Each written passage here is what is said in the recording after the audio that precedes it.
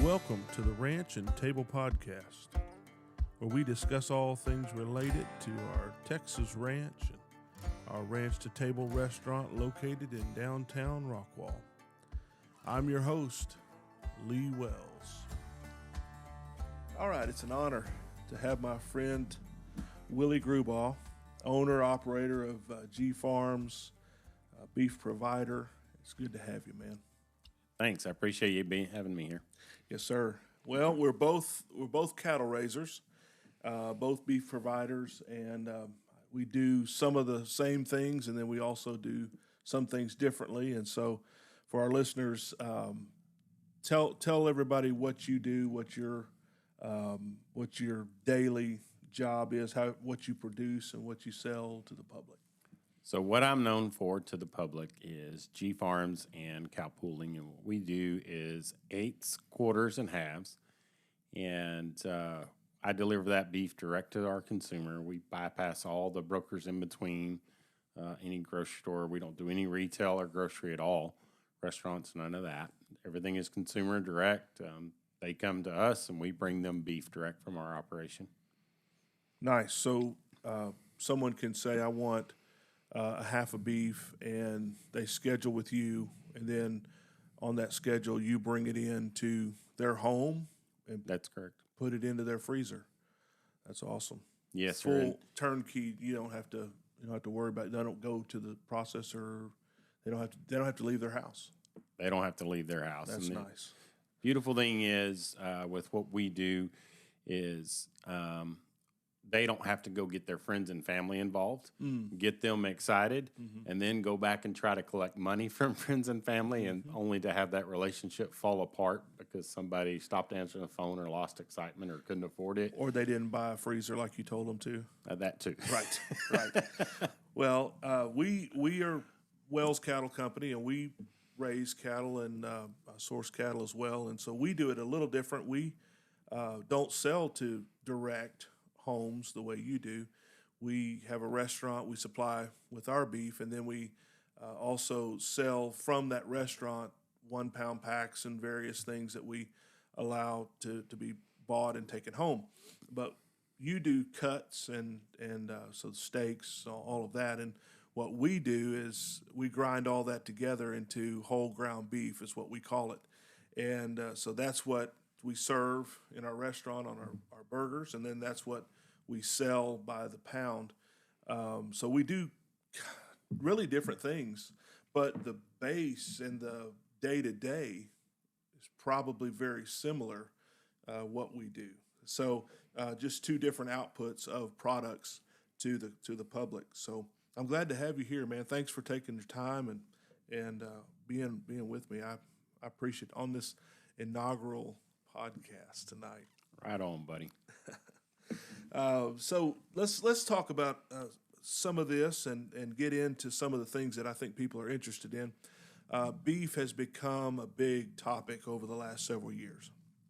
It's become a point of contention. It's a controversy. It's the beef prices have gone crazy. Just there's been so many conspiracy theories around cattle falling dead. I mean, it's just been crazy, the different news stories and the way that, even more importantly, how that affects a person in their home and at their table. And so I thought it'd be really good to sit down and just talk about some of those things. But first, before we get into that, how did you get started and how long have you been doing this? Tell us a little bit about it. This year is my 22nd year Wow. of beef direct to the public, and I got started because I've been around cattle my entire life. It's what I know. It's what I understand. And yet I learn something new all the time and get humbled at some point somewhere throughout the week with cows and beef in general. So you've been doing this a while. a day or so. Yeah. We just hit this summer, we hit 6 years for ourselves, beef production. But like you, I was raised around it, grew up on a dairy farm. I told Dad, I said, that's why I'm going to college. I'm getting a degree. I'm not doing a dairy farmer. And we always laughed about that. I did go get a degree in engineering. I was not going to be a dairy farmer, and but here I am raising beef and loving every minute of it, and wouldn't trade any of the upbringing that I had. But I still hold true that I'm not going to milk cows. But I love the fact that I get to wake up every day and work towards something that blesses people, that provides for people, a need that really has become more and more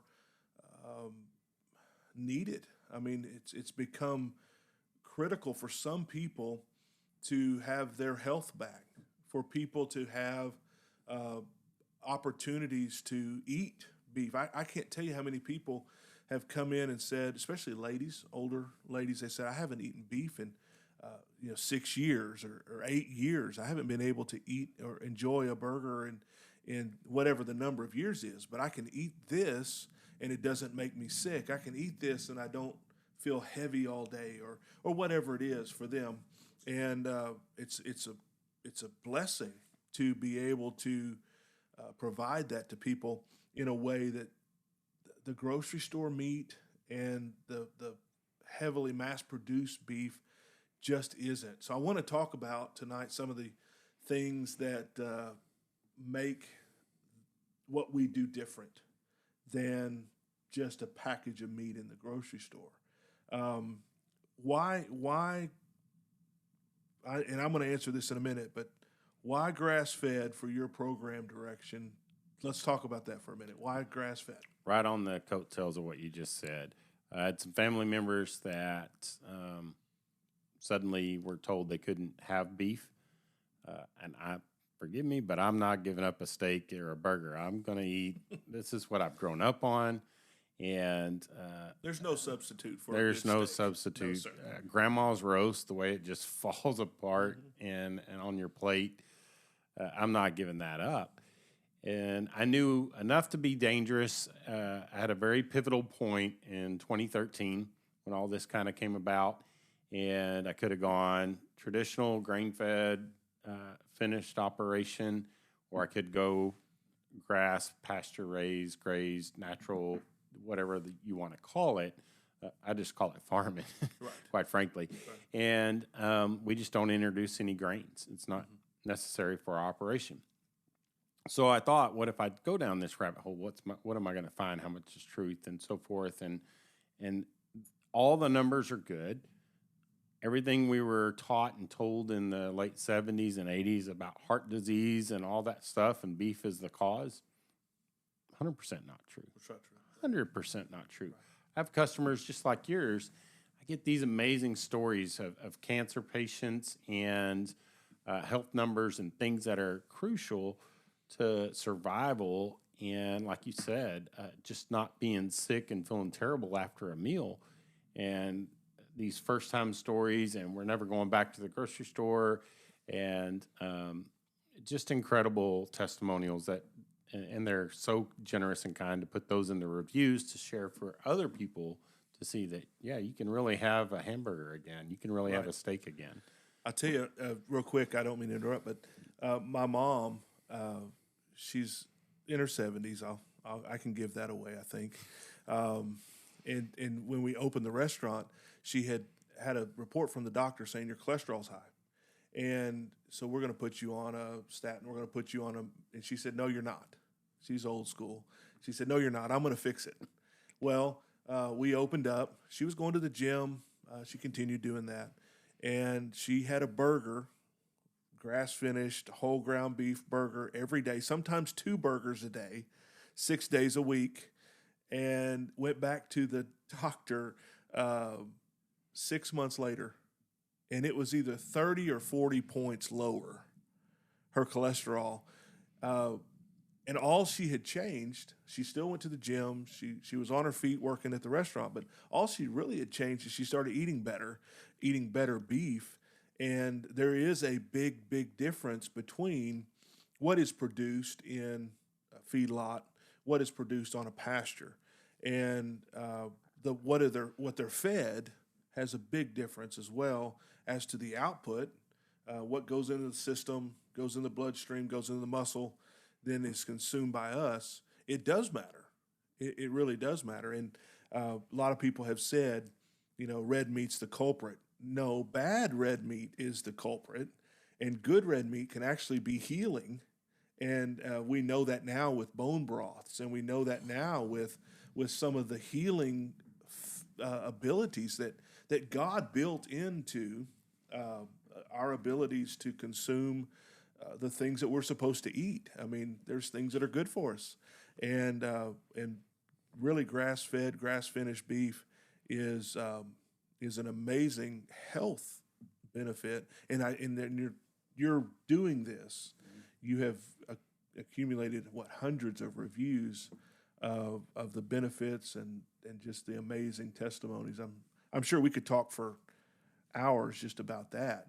But isn't it amazing when we do it right, we do it the way that it was intended, the outcome and the benefits are there. One of the things I was looking at earlier was some of the feedlot statistics that are out there. And I don't know if our listeners know this, but a great majority of our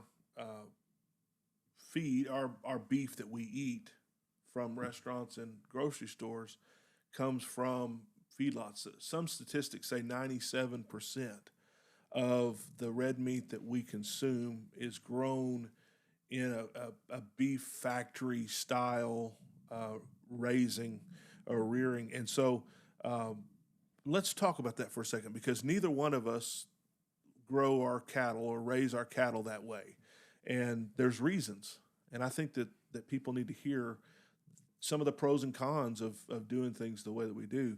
I'll kick it off by saying we don't have to feed antibiotics every day. Nope.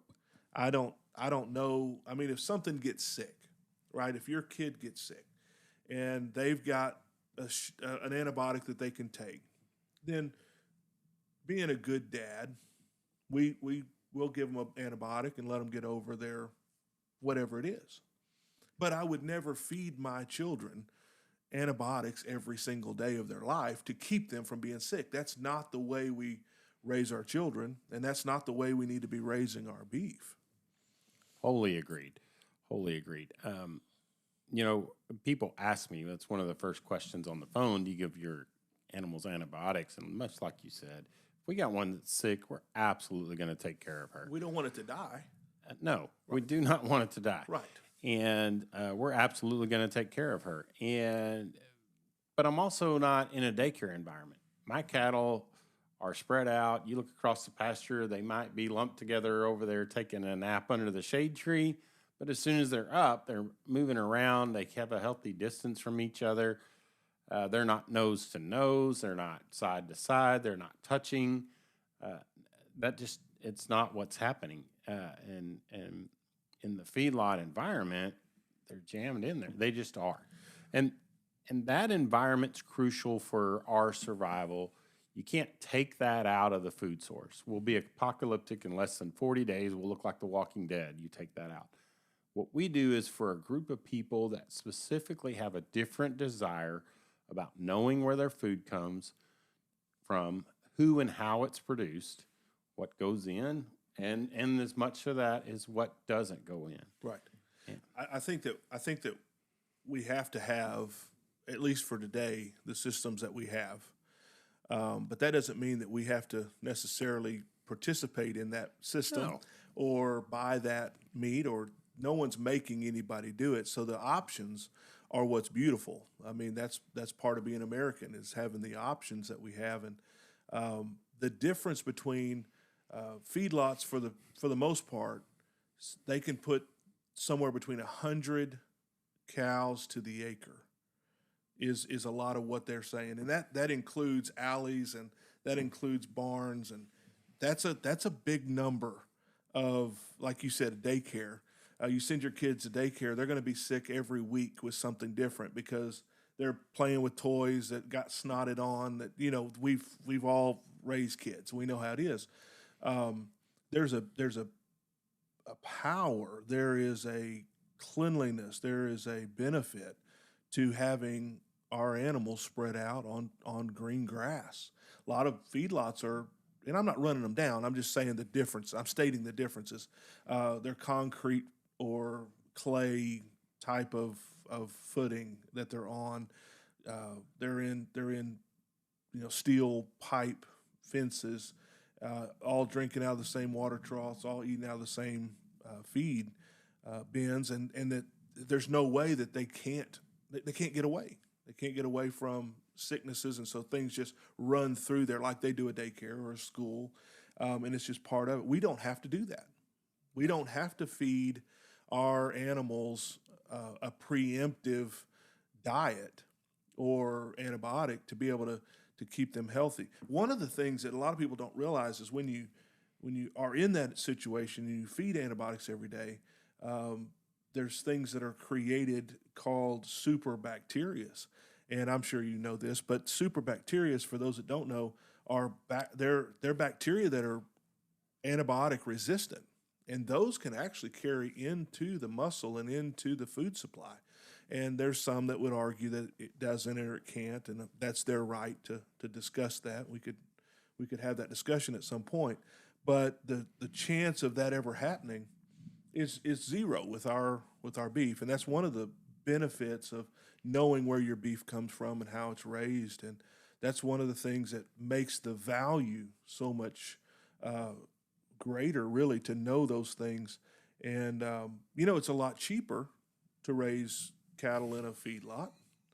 I mean, a whole lot cheaper. It's the timeline is somewhere between 6 months to 12 months to have an animal from a calf to 1,400 pounds butcher weight.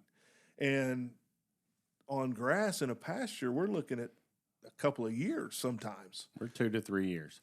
For them to get to that stage of being able to have that kind of muscle mass to produce the steaks and produce the amount of red meat that we need to come back and be a purchased value. And so there's reasons why all of this happens. But for those customers who buy from you and who eat with us at our place, there is, I think, an education sometimes that's needed to help people realize what that value really is. Sometimes it comes with a higher price tag, and they don't understand that. They say, well, I could get a premium prime, Black Angus XYZ, which is great marketing. I can get all of this for this price. Why is yours more? So let me interject on that. You get any subsidies from the government? No. I do not either. I do not. We do not. And I won't say those large corporate names, but it doesn't take 3 packages to figure out who the big players are. There's 4 players in the big packages, and I won't call their name either. But all of our beef, pretty much in the stores, comes from 4 processors, 4 buying powers, and you're right, they are heavily subsidized. Yeah. So our cost of production is the real cost, and their cost on the shelf is not their real cost. The cost on the shelf is some of their cost and a whole lot of taxpayer cost. So those subsidies actually pay for those products to be produced and put on a shelf at a lower price.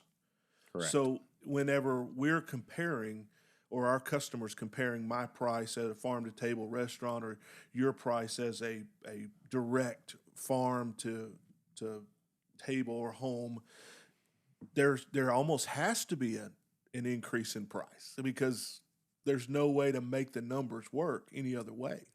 Plus the fact that it takes so much longer to do it the old-fashioned way or do it that way on the grass and on the pasture.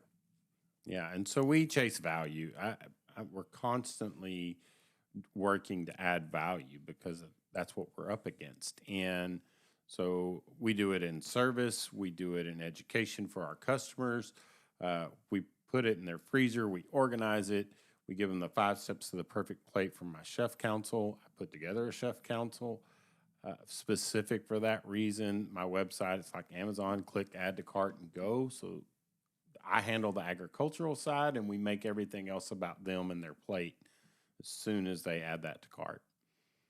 And those are things that you have built your company around is we may be higher on the price tag for a pound of beef, but we'll come stack it in your freezer.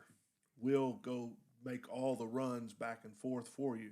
We'll make sure that everything is exactly as promised before we ever take this animal to the butcher for you.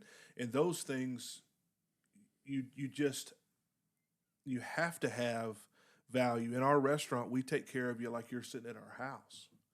I mean, we want to do that, but we also know that value has to be there. We can't act like McDonald's. No. We can't say tough, too bad. We can't act like the big chains, because that value has to be added in somewhere else, because our cost has to be what the cost is, or we're not open next week. Exactly. And you hit it on the head. You talked about we're not XYZ or whoever. Every customer gets a quality check-in the week after delivery. They have enough time to go through a couple of cuts, get some things cooked, go through the steps of the chef council, get acclimated to what it's like to cook real food, because it does cook differently. Some cuts cook faster than the grocery store. Some cuts take longer, and we explain that. And you're talking about grass-fed, grass-finished, yes, versus the grain finish that we're used to buying in the store. Yes. Yeah. And so we make that quality check-in, because that also gives us an opportunity to troubleshoot, and as people get acclimated. So, our grass-fed steak cooks faster than the grocery store.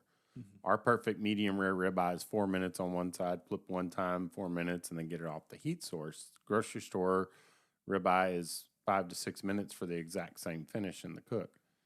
And we don't ever want anybody to ruin a steak and lose that cut, Right. that coveted ribeye. So, and then let's talk about that. The health benefits we mentioned earlier on that same steak, the differences between the two, because they're notable. You have higher omegas that are in that grass-fed beef. If someone is familiar with grass-fed beef, they're going to see a yellower fat, and almost an orangey type of a tone tint to that fat, because while a grain finished is going to be almost white as paper, almost white as a sheet of notebook paper, styrofoam cup. I mean, almost just stark white. And so the difference is when they're on the natural grasses and on there longer, have more time to mature and to grow up and to absorb the nutrients that are in the green grasses and the high end forages that we feed. There's more collection of nutrients that then are imparted to us. And so a while ago, when I said something about maybe a bacteria making it through, it's really not far-fetched to understand that what those animals are, we're consuming. absolutely. And people say, oh, some of that doesn't pass through, or this won't pass through, or whatever. And I don't believe that. I don't think, because what we see is, no, there is health benefits. It looks a little different. It might taste a little different. We have to get used to it. But see, if somebody eats at a fast food restaurant all the time, they don't know the quality they're missing when they sit down with something that's come off of a pasture and it's been handled with care and handled with an ability to produce quality. They just don't know the difference. I've got a friend of mine that is a real good friend of mine. I'll just leave it at that. He doesn't like, his wife made him homemade biscuits one time, and she worked and they were perfect, just the right, just the perfect biscuit. I mean, you and I we'd eat them right now if we had them. He didn't like them. He said, "What is this?" He was raised on the little high top can biscuits. His mom had always made him the little. You could throw them at somebody and hurt them with them, and that was what he understood as a biscuit. He wanted it to be brown, where it's set on the pan, and he wanted it to be crispy on the bottom because you can't quite get them done right. And his wife worked on these big, beautiful homemade biscuits, and he didn't like them. I had a guy one time tell me, I like your beef okay, but I really like the flavor of Walmart beef better. And I told him, I said, man, there's plenty of it. Go get you some. He just had grown up that understanding that's what beef was, and he didn't have the capacity to understand that this was better, or the difference was too different. And sometimes that we find that in grass-fed beef, when someone isn't used to that kind of quality, that kind of nutrients, they may not like the cook's different. There's some differences, but There are. And the flip side of that, well, one, let me step back. I don't ever want to try to put a circle in a square and vice versa, put a square down into a round hole. Right. That's not a good fit. That's terrible. It backfires on everybody. So we don't take a car salesman approach. We're a niche. But the people that have come to us who've never tried this, right? They rave. They absolutely rave about it. It's different. And they rave about the flavor. There is a quality difference and separation in this world, in this class of people that want to know how their food's raised and where and who. So they have me in videos with our cattle and not just pictures, and a box doesn't just show up when they got home that day or something. And so,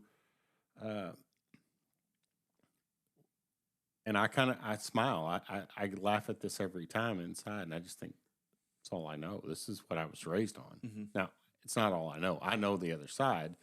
I'm not a big chain restaurant eater for this reason, because I do know what quality is and the health benefits.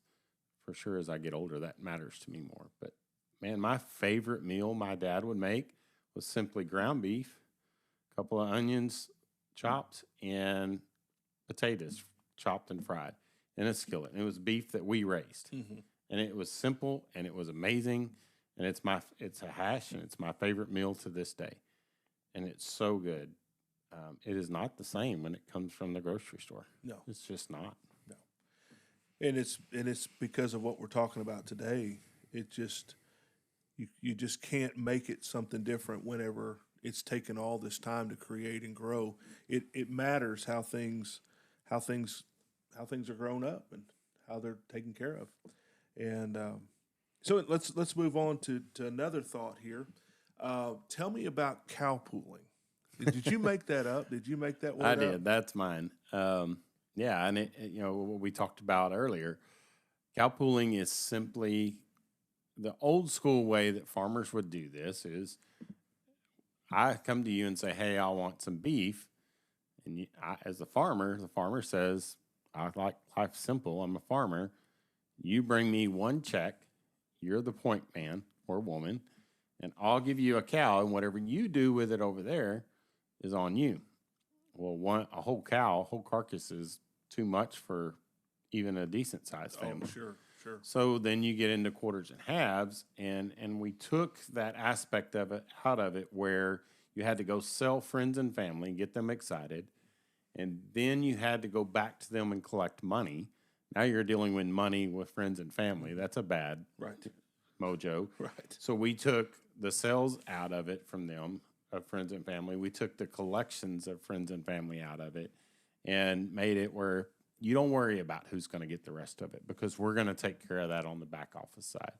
We're going to put those groups and carcasses together based on geographic location, date, and time of order. So we're either going to go to Tarrant County and that West Fort Worth market, or we're going to go into Collin County with a group up there, or the Dallas market, or we're going to go down 35 to Austin with it and have a group down there. We're going to go down 45 to Magnolia County in that northern Houston belt and go there with it. So what you're saying is you don't have to worry as a consumer who takes the rest of that animal. You just buy what you need.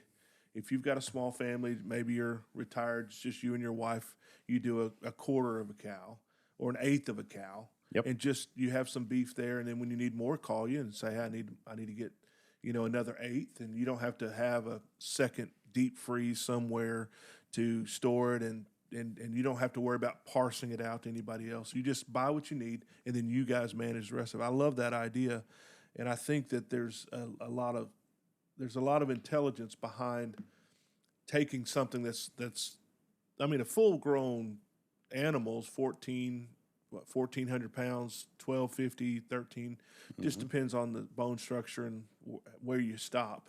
Right. But that is a net of, depending on if you do bone in or not, several hundred pounds. Yeah, our of hanging beef. weights are consistently in that 600 to 650 mark, and so our yields are consistent as well. Yeah. We can promise the volume, and people get what they expect. And Right. there's some variation, plus or minus a cut here and there, because you really are getting 25% of that carcass or 1/8 of the yield, but the volume over and over is the same. Right.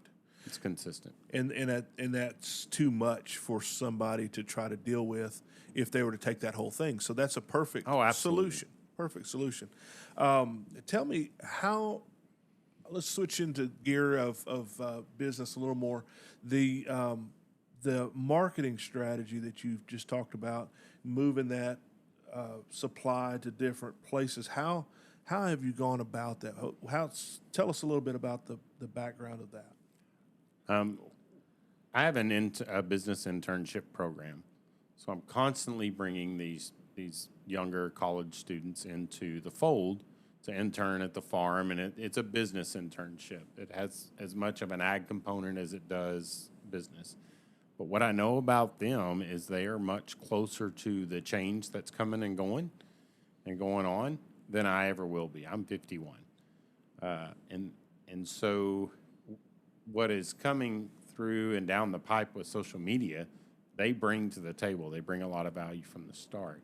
And so they manage our marketing. They manage the funny things that are on the farm page and the goofy things. They catch me in videos, frustrated with equipment, but from afar it looks pretty funny, I'm sure. And looking back on some of it, they're quick to grab a camera and capture a moment, good or bad or whatever. And the other component of that is two dominant factors. Facebook, we can't live without it. Everything hinges on it. Over 94% of our business comes through Facebook, long before it ever gets to the website. They look at us and decide, do they like us? Can they see us? Do I like that guy? Do I like that intern? Do I like that operation? From anywhere from 20 miles away to 150 miles away, and they get their own gut feel. And so, and then we have a component of that other 5% is Google. We can't live without it either. So we do the paid per clicks. It's enough that it warrants paying for that. But Facebook's the big one. Yeah. I think social media is one of the areas that every business has been forced to kind of reconcile with. And if you've stood outside of that circle, you're hurting yourself. And we know that social media is not 100% foolproof. There's idiots everywhere, if I could say it that way. You can. Of course, there's problems with everything. There's negativity everywhere. You're going to find it in, people ranting about their HOA and all the kind of crazy stuff. But there's a lot of beautiful things that happen on social media as well. Absolutely. A lot of exposure to just kind things that happen. Just great things that happen. Just human things that happen that we would never know any other way.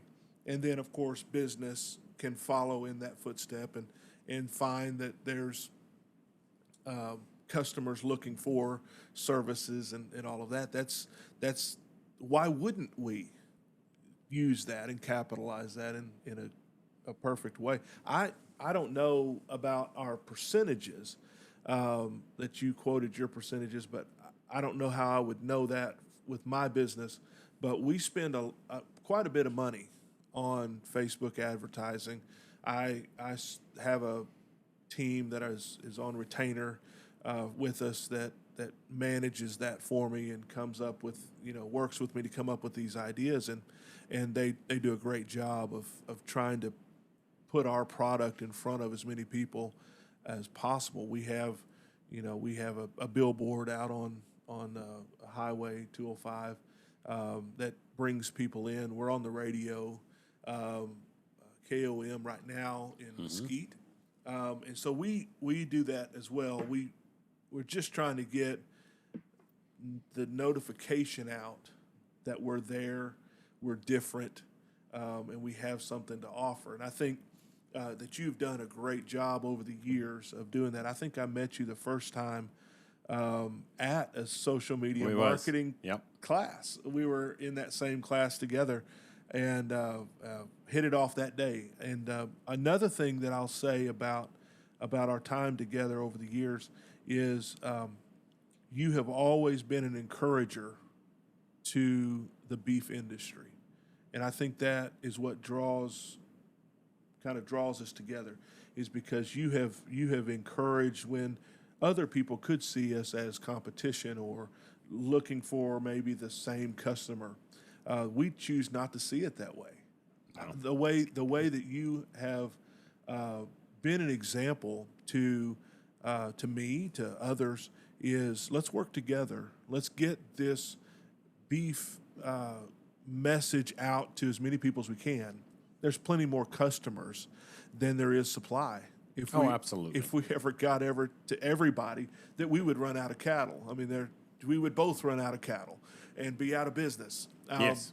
So there's no spirit, if I could say this, spirit of competition between us. And I have a book coming out in the next few months, and one of my sections of a chapter talks about that. Talks about no such thing as competition, and I have tried to run my company the same way, and a lot of that has to do with watching men like yourself, and specifically on Facebook, supporting each other. People say, I'm looking for ground beef, and a lot of times you'll say, Wells Cattle Company, or one of your interns, they'll say, you need to talk to Lee because he does ground beef. And then someone will say, I'm looking for cuts, and we'll say, G Farms is the guys to go talk to, because we don't do that. They don't do what we do. But at the end of the day, it doesn't matter.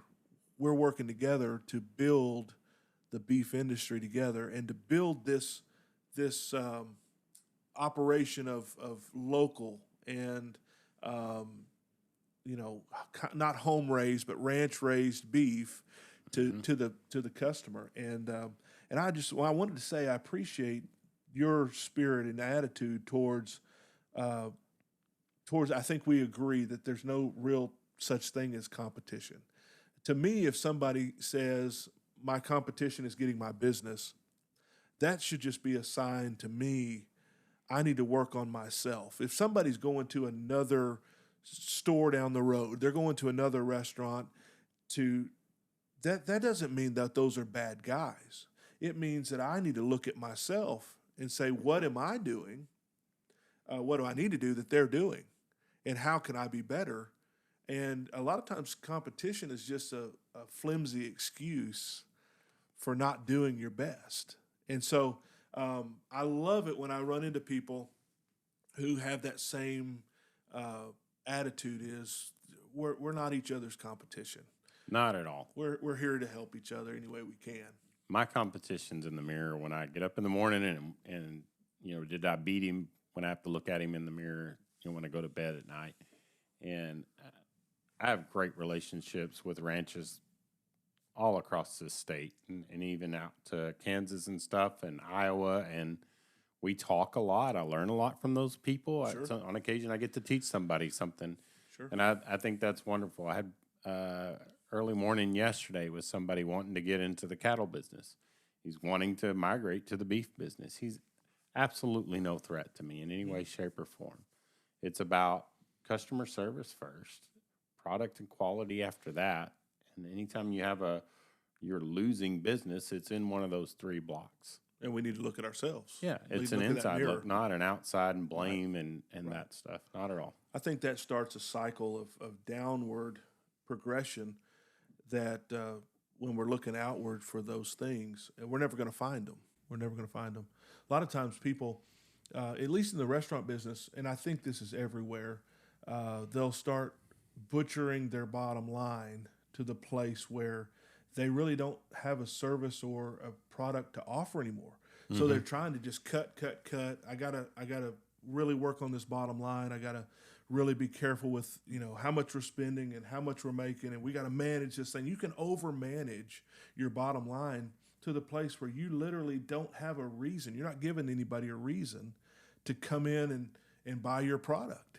I think that we have to, if we're generous, if we're caring, if we really do care about and we're passionate about what we're doing, those things shine through all of the other things. And money takes care of itself after that. It follows after hard work, passion, taking care of each other. Amen. The rest of those things that people micromanage will take care of themselves. And competition is one of those things that I think just eats people from the inside. And when we really look at the honesty of it, there's so much that we need to work on. I have no reason really to look down the road at anybody else, and especially not to throw any blame to anybody else. It's got to be handled in myself. I appreciate that about you, and I really do. I thank you for taking the time to come sit down on this inaugural podcast and see how it goes. And I don't know if we made any mistakes or if we hit it out of the park. I don't know anything about it, but I've enjoyed this conversation. I know Absolutely. that. And I've enjoyed our relationship, our friendship over the years, and look forward to that to just keep on going forever as long as we. I enjoy the chocolate pie. Well, So when I'm in there, that's what I'm after. we're gonna keep the chocolate pie, and then we're gonna do it every other day with coconut pie. But yeah, we do keep the chocolate pie coming in, and so this is something I want to try as we wrap up today. It's called Rapid Fire, and so. I want to start with you, and I want you to give me your top 3 bites of 3 questions, or I'll go first if you want me to. I'll go first. You want to do it? Okay. You rapid fire 3 questions at me. And let me give you a chance to answer. All right, Rancher. Border Collie, Healer, or Great Pyrenees? I would say Hanging Tree.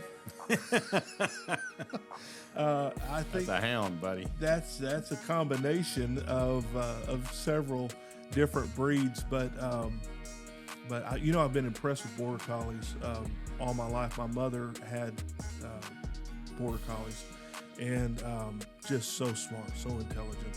You better be smart too. Yeah, because they're going to outsmart you if not. No. Cow calf or beef operation? So for us, we're beef, but we have a way of going any direction that we need to. So the short answer would be beef, but we also within that have a cow calf operation. We have mama cows and bulls and have calves, and we also will raise some of those. We'll sell some of those depending on what they look like. So kind of a combination with what we do here. Yeah. Here's the fun one. Bad customer at the restaurant, or small pen with a mad cow and nowhere to go? I'll take the cow any day. The cow. I'll take the cow any day. I can climb a fence pretty good. For a big guy, I can climb. I had one the other day, horn going this way and a horn going this way, and she was a Brahma cross, and boy, she's just mean. Lived up to the part, didn't she? She's just mean. I don't know if she used to be rodeo or what she's just mean. And she would just look at you and just stare you down. And sometimes they're bluffing. I would say 90% of the time they're bluffing. She was never bluffing. Those high-headed ones, they don't bluff. She came straight at me, and I climbed up over that fence so fast. I surprised myself and her, I think, got out of the way. But I would always take a horse or a cow situation over a human situation any day, because usually I can win to some degree. I can win the animal side. Humans, goodness, we got a bad review just this weekend, and the person, it wasn't even about the food. It was about our restroom being dirty. And now, no human being, a normal human being, would just walk out and talk to management, say, hey, y'all been busy today. It was a weekend. I mean, y'all been busy. You should probably go pay attention to your restroom. They could even be mad. Mm-hmm. You know, your restroom's stupid. You know, whatever. They could, however you want to handle it. But they didn't say a word to us. Yeah. Then they get on the review site, took pictures. Mm-hmm. And all it wasn't dirty. It was, we had an air conditioning leak this summer, and we fixed it 3 times. Well, it washed off some of the paint. It came down the wall. We had it cleaned professionally 2 or 3 different times. We got another lady coming in this week, and that's all it was. It wasn't a dirty restroom. It needs to be repainted now because it's a 1930s restroom. Right. And so, but yeah, I would rather take a cow running at me or a horse, you know. That cow's honest. Yeah, I can and take she's that. Coming to you about her problem. I can take that. Head on to you. I can handle, and you know what? If I have a customer that has a problem, I can handle that head on. I don't mind. If you have a problem, I will honestly, I'll take care of you. I'll remake it. I'll give you your money back. I'll give you a gift card for next time. I'll do whatever I can for an honest customer that's got a problem. That doesn't bother me a bit. But it's the ones that are sneaky about it. They're kind of collecting infractions to go off to the review sites that they need Jesus or a swift kick or both. Both. All right, you ready? Oh, let's see. All right, here's your first question. What's your favorite cut of beef, and how do you cook it? Oh, I'm going to go back to that hash. Just ground beef, sliced potatoes in a skillet with butter and an onion, and just caramelize those onions in those until you get those fried potatoes right. That's the simplest, best thing. What's the seasonings in that? Salt and pepper. I knew you were going to say that. I'm going to have to go make that now. I know this is your questions, but my favorite is my mom made up this recipe when we were young. She went in the cabinet and she could make stuff out of whatever, you know. She was a good mama, still is. And she made this thing called mushroom burgers. And so took some ground beef and patted it up kind of in a ball, rolled it in flour, and we didn't have any steaks or anything, so put it in a hot pan to do like a chicken fry kind of thing on it, and salt and pepper, and then poured a can of mushroom soup in it. Well, once you get that cooked down on the pan and then flipped it, you know, it's kind of caramelized on that, and then it makes a gravy basically. Yeah, is what it does. And then some soft fried potatoes. That's my favorite meal. So very similar to yours, really. Some ground beef and potatoes. We'll take it. All right. Second question. What is what's your hobby? What's your pastime? Naps don't count. Naps don't count. That's a tired man. I don't want the naps. Give me something. What do you do? You play golf? What do you do? I tell people there's 2 times you'll see me on a horse by myself, just enjoying the day. And then, but if you see me on my horse outside of my place with a rope, know that he and I are both mad. Because there is a cow where she doesn't belong, and I am not a good roper. So riding horses, just being out on a being horse. out on my horse. Yeah. All right. Third question. What's your favorite burger menu item when you're out eating? At Wells. Yeah. Of course. I'm a simple bacon cheeseburger guy. I don't need a whole lot of decoration on there, man. Yeah. Any veggies or no? Oh, absolutely. Yeah, I love lettuce and tomato. I grew up with tomatoes on every plate 3 times a day. Wow. Sliced tomatoes, yes. Lettuce, tomato, cheese. What kind of cheese? I love cheddar. Cheddar cheese and bacon. That's a good burger. I could go Pretty for one of simple. those. Yeah, I'd go for one of those right now. Well, man, I have enjoyed it. I really have. Thank you for coming out and being part of this. Before we wrap up, tell us how we can connect with you and tell us your socials, your banking information, your passwords. All of it, yeah. Close us out with some information so people can find you. The Russians have it anyway, so here it is.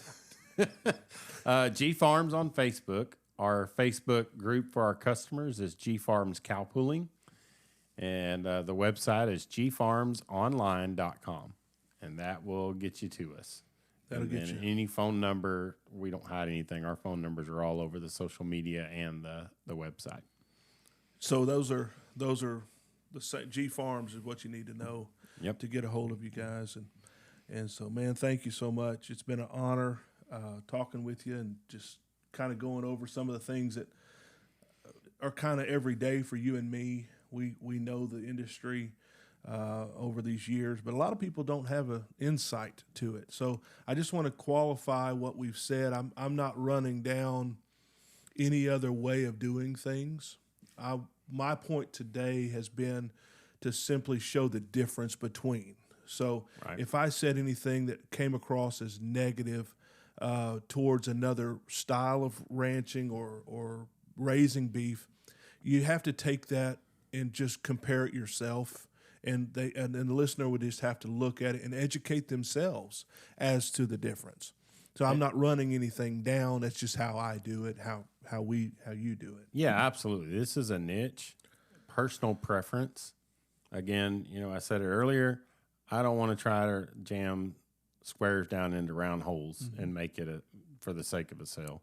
We're relationship based, and we're about a good fit for you and your family.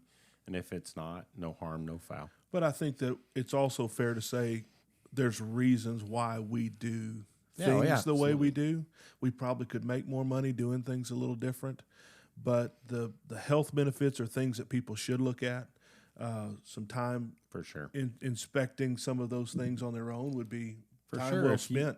And if you get told you got to cut red meat and you love a good steak and a good burger and grandma's roast and you don't want to give that up, we have an avenue to probably address that and not cut that out. Right. Absolutely right. Well, man, thanks for coming out to the Wells Ranch headquarters studio that we built.